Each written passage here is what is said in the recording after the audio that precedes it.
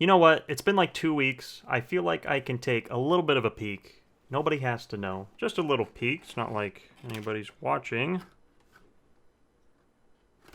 Oh, hey guys. I didn't see you there. I wasn't doing anything. See my hands. Ha, I pranked you. I pranked you guys. See, she's fine. I took her out of the box, so... You guys know I would never hurt a precious figure of someone I love. Oh, and what were those comments about the bowl cut coming back? Yeah, I don't think so. Side profile. Side profile. I paid $15 for this haircut, and that was before the tip. Now, did they speak English? No. Someday I'll be able to have a conversation with my hairdresser. Someday. If there's one question I get asked in every one of my streams or in the comment section of every one of my videos, it is, do you have a girlfriend/boyfriend? Which I think we all know the answer to. Honey, I'm home from selling tractors, because that's what my job is. Oh, Centaura, you can stop horsing around. Good thing I picked up takeout.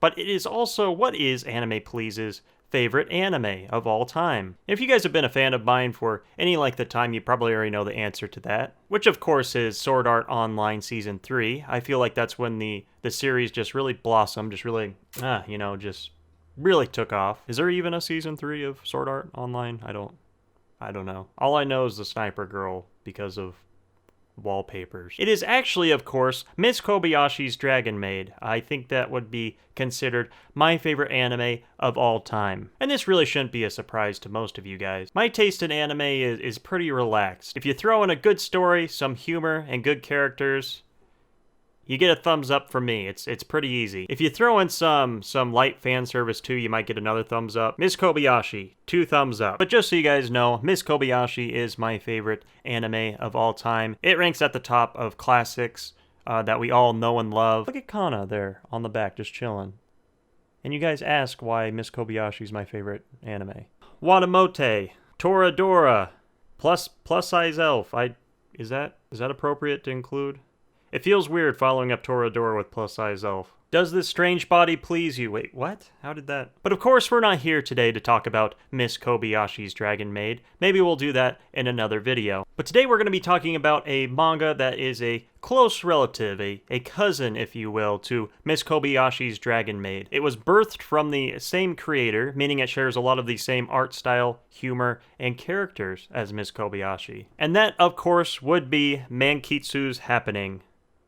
Wait, that doesn't... And that, of course, would be Mononoke Sharing. Can I get the glare off this? Please, light?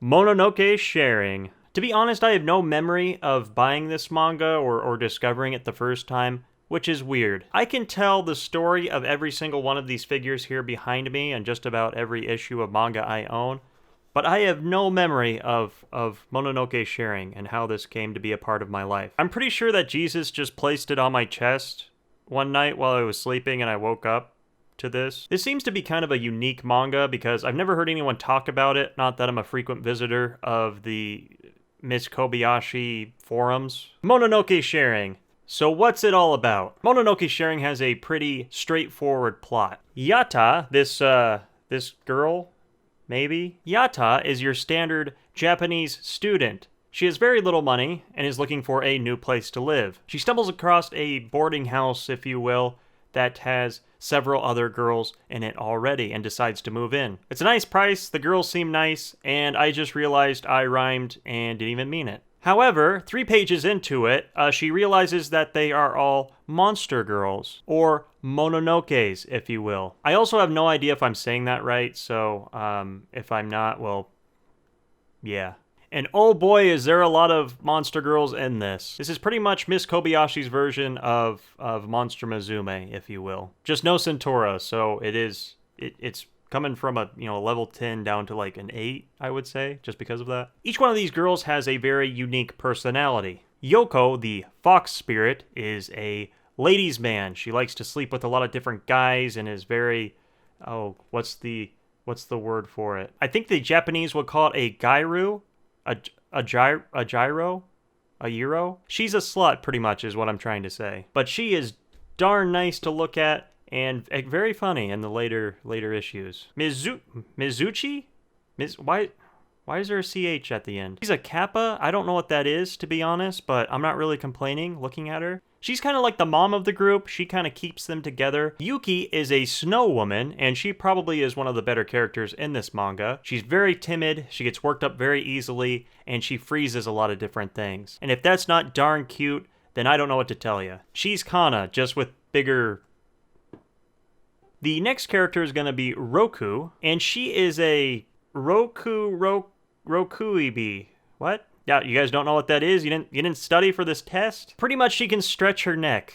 And I didn't know that was a monster that existed, but I know now. Her character is pretty much she wants to be a stand-up comedian and use her neck abilities to make people laugh, and it's something that is both somewhat cringy and somewhat funny at the same time. I can't decide if I love her or hate her, but she's alright. The last character is gonna be Momi, which is oh man, she is a tall drink of water. Momi is pretty much going to be the Quetzalcoatl of this manga, not only in her bust size, but in her personality as well. She's extremely laid back, she spends most of her time sleeping, and she likes little boys. Just roll with it, okay? This is important. Obviously, with all these different personalities living in one house, you're gonna get conflict, you're gonna get comedy, you're gonna get character development. One of the best things about this anime is going to be the art style. It is pretty much the same exact art style that you would see in Miss Kobayashi, which in my opinion is some of the best to look at.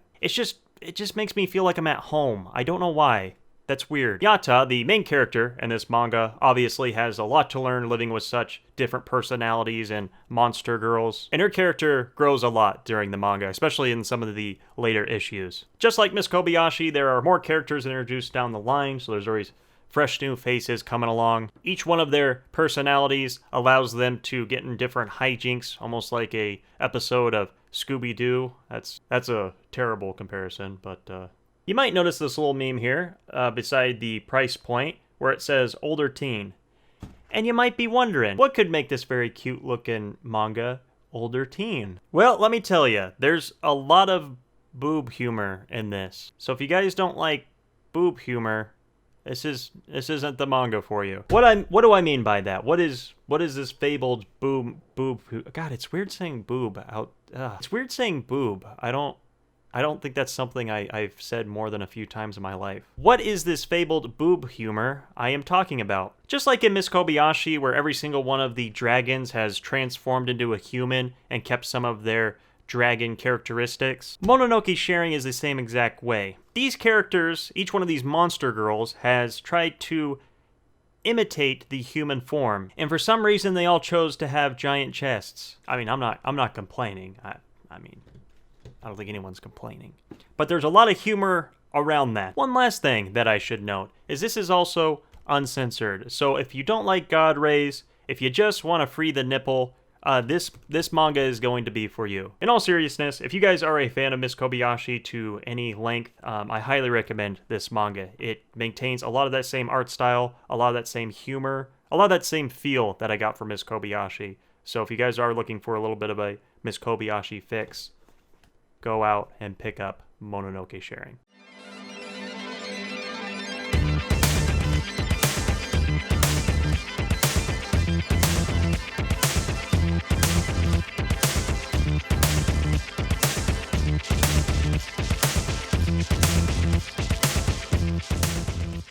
Alright you guys, that is going to do it for this video. Thank you so much for watching. Remember, the Discord link is down in the comments and also in the description, so if you want to come hang out with me and nearly 1,000 other weebs, we are so close to the 1,000 mark, then go ahead and check that out. You are more than welcome. And I also have the links to all my other social media down there, so if you guys do want to get in contact with me, definitely check that out. But that's all I have for this video. I will catch you guys in the next one. Peace.